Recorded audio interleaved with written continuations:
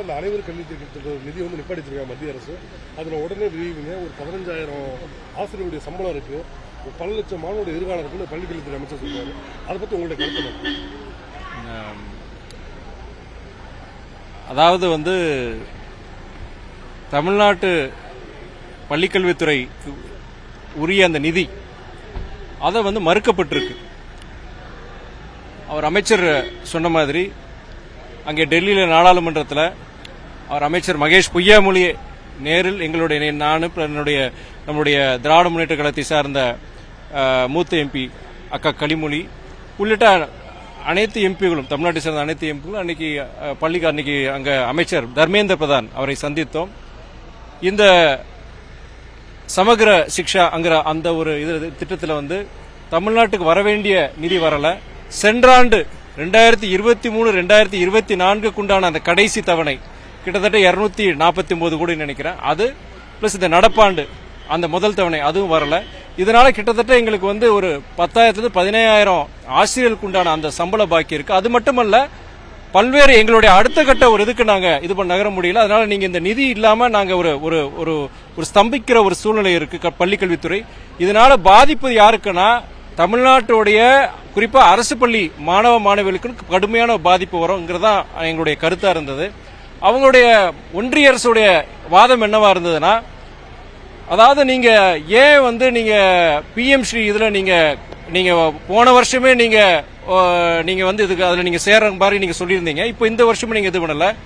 இப்போ அந்த PM ஸ்ரீல பொறுத்த வரைக்கும் என்ன பிரச்சனைனா, அதுல NEP அதை வந்து அவங்க புதிய கல்விக் கொள்கையை அவங்க சேர்க்கிறாங்க.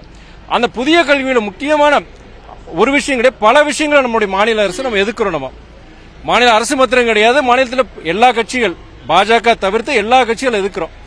அப்ப பேசிட்டு இருக்கும் போது நீங்க ஏன் இவ்வளவு பிடிவாதமா இருக்கிறீங்கன்னு சொல்லி நம்ம தமிழ்நாட்டு நாடாளுமன்ற உறுப்பினர் குறிப்பா அமைச்சரை பார்த்து அவர் ஒன்றிய அமைச்சர் தர்மேந்திர பிரதான் கேட்க, நாங்க சொன்னோம் இந்த மாதிரி அந்த NEP-ல இருந்து பல சர்ச்சைகள் இருக்கு. குறிப்பா வந்து அங்க இந்த இருமொழி கொள்கையை பொறுத்த வரைக்கும் நாங்க அதுல உறுதியா இருக்கோம். நீங்க ஏன் 40 வருஷம் பின்னாடி இருக்கிறீங்க, நீங்க இப்போ வாங்க, நீங்க நடைமுறைக்கு வாங்க, நீங்க ஏன் 3வது மொழியை நீங்க கத்துக்கூட, ஏன் இந்தியை எதுக்குறீங்க அப்படின்னு சொல்லும்போது, நாங்க இந்திங்கிற மொழியை அப்போ நிறைய அவர் அமைச்சரும் பேசியிருந்தாரு. என்னுடைய வாய்ப்பு வரும்போது அமைச்சரை பார்த்து நான் கேட்டிருந்தேன். நான் அமைச்சர் அவர்கள் எங்களுடைய தமிழ்நாட்டை பொறுத்தவரை எங்களுக்கு இருமொழி கொள்கை இல்ல, கிட்டத்தட்ட ஒரு 40 வருஷமா அது திராவிட இயக்கத்தோட முக்கியமான கொள்கைகள் ஒண்ணு. நாங்க தனிப்பட்ட முறையில் இந்திக்கு எதிரானவர்கள் கிடையாது.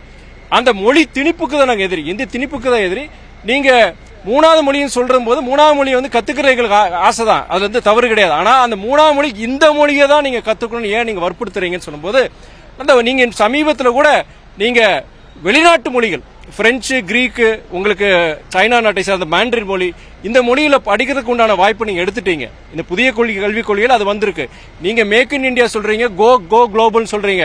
இன்னைக்கு நம்முடைய இந்தியாவிலிருந்து தயாரிக்கப்பட்ட பொருட்கள் வந்து உலகம் முழுவதும் போகணும், இந்தியாவுக்கு பெருமை சேர்க்கணும்னு சொல்றீங்க. அப்படி இருக்கும்போது வெளிநாட்டு மொழிகளை கத்துக்கிறது வந்து நம்முடைய மாணவச்சங்களுக்கு பெரிய ஒரு ஆயுதத்தை கொடுக்கும். நீங்க நாளைக்கு ஒரு வெளிநாடுகளில் போய் வேலை செய்யறதுக்கு சரி, வர்த்தகம் புரியறதுக்கும் இந்த வெளிநாட்டு மொழியில கத்துக்கிறது பெரிய. அது ஏன் நீங்க 3 மொழிகள் சொல்றீங்க சரி, ஏன் அந்த 3வது மொழி சமஸ்கிருதமாக இருக்க வேண்டும், ஏன் இந்தி மட்டும் இருக்க வேண்டும் என்னுடைய வாதம் சொன்னேன் நான். அப்ப அவங்களால என்னன்னா, அவங்க வந்து என்னன்னா அந்த 3வது மொழியாக இந்தியை திணிக்க வேண்டும் இருக்கிறாங்க. அதனால அது இந்த NEP புதிய கல்விக் கொள்கை மூலியமா, இந்த PM ஸ்ரீ மூலியமா அவங்க அதை திணிக்க பாக்குறாங்க. அப்போட அமைச்சர் சரி, நாங்களும் என்ன சொல்லியிருந்தோம்னா, இதுல நீங்க தமிழ்நாட்டுடைய பள்ளிக்கல்வித்துறையுடைய சாதனைகள் மட்டும் நீங்க பாருங்க. அதாவது கிராஸ் என்ரோல்மெண்ட் ரேஷியோ நீங்க 50 விழுக்காடு மேல இத்தனை வருஷத்துக்கு மேல நாங்க இப்போ அதை தாண்டிட்டு. அதே நேரத்தில் இன்னைக்கு ஸ்கூல் டிராப் அவுட்ஸ் அது குறைஞ்சிருக்கு. நீங்க கோவிட் காலங்களில் அத்தனை பேர் கிட்டத்தட்ட இந்தியா முழுவதும் அந்த டிராப் அவுட்ஸ் ஜாஸ்தியா இருக்கும், தமிழ்நாட்டில் மட்டும் அது குறைஞ்சிருக்கு. அது மட்டும் இல்லாமல் இன்னைக்கு ஸ்மார்ட் கிளாஸ் ரூம் உலகத்தில் இருக்க பல முன்னேறிய நாடுகள் கூட அது கிடையாது. இந்தியாவில் வந்து டெல்லியில மாத்திரம் தான் அதை கொண்டு வந்திருக்கிறார். இன்னைக்கு தமிழ்நாட்டில் கிட்டத்தட்ட 22,931 வகுப்பறைகள் இன்னைக்கு ஸ்மார்ட் கிளாஸ் ரூம்ஸை மாத்திருக்கிறாங்க. இது மாதிரி பல்வேறு, அதாவது மேலே நாடுகள் இருக்கிற மாதிரி நம்ம நாட்டில் வந்து அரசு பள்ளிகள் பொறுத்த வரைக்கும் அமைச்சர் சொல்லியிருந்தார். அவர் பதவியேற்ற பிறகு என்ன சொல்லியிருந்தார், அரசு பள்ளிகள் என்பது வறுமையின் அடையாளம் அல்ல, அது பெருமையின் அடையாளம் சொன்ன அந்த வார்த்தைகளுக்கு ஏற்ப இன்னைக்கு பல்வேறு இதை கொண்டு வந்துட்டு இருக்கிறார். அப்படி இருக்கும்போது இந்த நிதி பற்றாக்குறை வந்து இந்த தமிழ்நாடு கல்வித்துறையுடைய செயல்பாட்டுக்கு ஒரு பெரிய ஒரு தடைக்கல்லா இருக்கு. இன்னைக்கு ஆசிரியர்களுக்கு சம்பளம் கொடுக்க முடியல. இதுல அரசியல் பார்க்காதீங்க, இது மாணவ செல்வங்களுடைய வருங்காலத்தை நீங்க பாருங்கன்னு சொல்லி நாங்க எவ்வளவு கோரிக்கை சொன்னோம். ஆனா இதுவரைக்கும் அதுக்குண்டான எந்த வித உத்தரவாதமும் அவங்க கொடுக்கல, நிதியும் கொடுக்கல. ஏதோ ஒரு வகையில வந்து தொடர்ச்சியா வந்து மத்திய அரசு வந்து இந்த மொழியை திணிக்கிறதும் அவங்களுடைய கொள்கையை திணிக்கிறதும் வழக்கமா வச்சிருக்காங்க. இப்போ இந்த விஷயத்தை நீங்க எப்படி அணுக போறீங்க? மதிமுக வந்து எப்படி எடுத்துக்கிறீங்க? மறுமடிச்சு திராவிட முன்னேற்ற கழகத்தை பொறுத்த வரைக்கும் அந்த மொழிக் கொள்கையை பொறுத்த வரைக்கும் நாங்கள் உறுதியா இருக்கோம். இருமொழிக் கொள்கை. நீங்க மூணாவது மொழியா வந்து அதை மாணவர்கள் சரி பெற்றோர்கள் முடிவெடுக்கணும். அது அரசியல்வாதிகளோ இயக்கங்களோ முடிவெடுக்க கூடாது. இதை வந்து என்னன்னா இதுல அரசியல் கலக்கக்கூடாது. நம்முடைய ஒன்றிய அரசு, பாஜக அரசு, அதனுடைய தமிழ்நாட்டுடைய முக்கிய தலைவர்கள் இருக்கிறாங்க. நம்ம ஒன்றியத்திலையும் முக்கியமான அந்த அமைச்சராக இருக்கட்டும், அந்த அதிகாரிகளையும் பார்த்து மேற்கொண்டு வந்தோன்னா தயவு செய்து இதுல அரசியலாக அதை பார்க்க வேண்டாம். இதில் மாணவர்களுடைய எதிர்காலம் பாதிக்குது அப்படின்னு சொல்லிட்டு ஒரு டிப்ளமேட்டிக்கா கொண்டு போய் இதில் எப்படியாவது நம்ம இந்த நிதிகளை பெற்று இன்னைக்கு நல்லா செஞ்சுட்டு இருக்கிற நம்ம அமைச்சர் நல்லா செஞ்சுட்டு இருக்கிறாரு. மேற்கொண்டு நம்முடைய பள்ளிக்கல்வித்துறை சிறக்கணும். மாணவர்களுடைய தமிழ்நாட்டு மாணவர்கள் குறிப்பாக அரசு பள்ளி மாணவர்களுடைய எதிர்காலம் பாதிக்கக்கூடாத மாதிரி நம்ம அதை பார்த்துக்கணும் தான் என்னுடைய. எடப்பாடி பழனிசாமி பாஜக அண்ணாமலை வந்து கற்பின்ற வார்த்தை அதிகமான வார்த்தைகள் சொல்லி பொதுக்கூட்ட மேடைகளில் பேசுகிறாரு. அதற்கு கடுமையான எதிர்ப்பு அதிமுகவும் செஞ்சிருக்கிறாங்க. யாரு சகோதரர் அண்ணாமலை வந்து எடப்பாடி வேணும் சொல்லி எடப்பாடி சொல்லியிருக்காரு. அதாவது எனக்கு என்ன, நான் முதல்ல இருந்து நான் 4 வருஷம் அரசியல் வந்து 4 வருஷம் ஆச்சு எனக்கு. நான் முக்கியமா எல்லாருக்கிட்டையும் நான் சொல்றது என்னன்னா, பாலிசி லெவல்ல கொள்கை ரீதியா நீங்க எதிருங்க, நீங்க எல்லாம் பேசுங்க, நீங்க எல்லாம் அரசியல் வந்துட்டு கண்டிப்பா ஜனநாயக முறையை அது பண்ணி செய்யலாம். ஆனா தனிப்பட்ட முறையில தாக்குதல்கள் இருக்கக்கூடாது. ஒரு ஆரோக்கியமான அரசியல் அது கிடையாதுங்கிற என்னுடைய தனிப்பட்ட கருத்து. தொடர்ந்து நான் பாக்குறேன். நான் தமிழ்நாட்டில் ஒரு கட்சி கிடையாது, பல கட்சிகள் பல தலைவர்கள் இந்த மாதிரி இதை கையாளுறாங்க. அது என்னைக்கு வருங்காலத்தில் படித்த இளைஞர்கள், குறிப்பா சகோதரர் அண்ணாமலை போன்ற படித்த இளைஞர்கள் ஒரு முன்னுதாரணமாக செயல்பட வேண்டும். அவர் பொறுத்து நான் பலமுறை சொல்லியிருக்கிறேன். நீங்க ஒரு ஐஏஎம்ல வந்து நீங்க ஒரு ஐஏஎம் பட்டதாரி, அது நீங்க உங்களை மாதிரி நபர்கள் வந்து அரசியலுக்கு ஒரு முன்னுதாரணமா இருக்கணும். இந்த மாதிரி வார்த்தைகள் பயன்படுத்துறது உங்களுக்கும் கிடையாது, உங்களை சார்ந்த இயக்கத்துக்கும் அது நல்லது அல்ல. அதுதான் என்னுடைய தனிப்பட்ட கருத்தா இருக்கும். இன்னைக்கு சமீபத்தில் இன்னொரு நான் ஞாபகப்படுத்த விரும்புறேன். நான் சில நாட்களுக்கு முன்பு ஒரு பெயரை குறிப்பிட விரும்பவில்லை, ஒரு ஐபிஎஸ் அதிகாரி, அவரையும் சரி அவருடைய மனைவியும் குறித்து மிகவும் கொச்சைப்படுத்தக்கூடிய வகையில் குறிப்பாக இணையத்தில் பல பதிவுகள் வருகின்றன.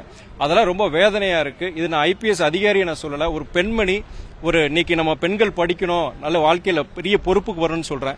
இந்த மாதிரி இதெல்லாம் பார்க்கும்போது நாளைக்கு எந்த குடும்பத்திலையும் பெண் பிள்ளைகள் வந்து ஒரு இடத்துக்கு வரணும், ஐயோ வேண்டாம் அது படிப்பு போதுங்கிற மாதிரி, இந்த படிப்பு போதுங்கிற மாதிரி அந்த கருத்து வந்துடும். அது ஏன்னா அவ்வளவு ஒரு குரோதமான ரொம்ப கொச்சைப்படுத்தக்கூடிய சில பதிவுகள் நான் பார்த்திருக்கேன். இது கண்டிப்பா அது இருக்கக்கூடாது. அந்த கட்சியின் தலைவர் இதுக்கு ஒரு முற்றுப்புள்ளி வைக்க வேண்டும். அந்த கட்சியுடைய இயக்க தோழர்களுக்கு அதன் தலைவர் அது கண்டிப்பாக இது போன்ற இது வந்து அந்த கட்சிக்கு நல்லது இல்லை, அந்த தலைவருக்கு அது நல்லது கிடையாது. இதுக்கு முற்றுப்புள்ளி வேணா. இது நான் வந்து இது ஒரு ஐபிஎஸ் அதிகாரியா பார்க்கலாம், அது ஒரு பெண்மணி. இன்னைக்கு இதே இது கலாச்சாரம் வந்து நாளைக்கு பரவிச்சுன்னா நாளைக்கு நல்லவர்கள் வல்லவர்கள் இன்னைக்கு ஒரு அரசு பொறுப்புக்கு வர்றதுக்கே யோசிப்பாங்க. இதே கேள்வி வந்து அந்த தலைவர்கிட்டே வச்சுட்டோம். அவர் திரும்ப இந்த பிரச்சனையை முற்றுப்புள்ளி வைக்கிற மாதிரி இல்லை, அவர் நிப்பாட்ட சொல்லுங்க நான் நிப்பாட்டுறேன் அப்படிங்கிற மாதிரி தான் அந்த துறையில பேசுறாங்க. யூனிஃபார்ம் கட்டிட்டு வாங்க, திமுக ஐடிவில சேர்ந்துங்க. இது வந்து அரசியல் ஒரு மதிமுகன்னு சொல்லலாம். நான் உங்களை மாதிரி ஒரு பத்திரிகை நிருபரா ஒரு தமிழ்நாட்டில் ஒரு ஆரோக்கியமான அரசியல், தமிழ்நாட்டில் ஒரு ஆரோக்கியமான ஒரு சூழ்நிலை இருக்கணும். இது வந்து ஒரு தவறான ஒரு முன்னுதாரணம். குறிப்பா ஒரு பெரிய பொறுப்பில் இருக்கிற ஒரு ஐபிஎஸ் அதிகாரிக்கு இந்த நிலைமைனா நாளைக்கு சாதாரண ஒரு அரசு துறை இருக்கவங்களுக்கு நாளைக்கு இந்த மாதிரி மிரட்டல்களோ, இந்த மாதிரி அவங்க குடும்பத்தை சார்ந்த இந்த மாதிரி கொச்சைப்படுத்துற மாதிரி இது வந்துச்சுன்னா நாளைக்கு இது இவங்க மேலேயும் வரும், பத்திரிகை துறைகள் உங்க மேலேயும் வரலாம். இது தவிர்க்கப்பட வேண்டிய ஒன்று. இது நான் வன்மையாக கண்டிக்கிறேன். அதே நேரத்தில் அந்த இயக்கத்துக்கும் சரி, அந்த இயக்க தலைவருக்கு ஒரு பண்பான வேண்டுகோள். என்னுடைய அரசியலையும் சரி, வயதிலையும் நீங்க மூத்தவங்க, நீங்க தயவுசெய்து உங்கள் தம்பியாக நான் வேண்டி கேட்டுக்கொள்கிறேன். இதற்கு நீங்கள் வந்து இது தமிழ்நாட்டுக்கு வந்து இது ஒரு தவறான ஒரு வழிகாட்டுதல், இளைஞர்களுக்கு தவறான ஒரு வழிகாட்டுதல் நான் சொல்லுவேன்.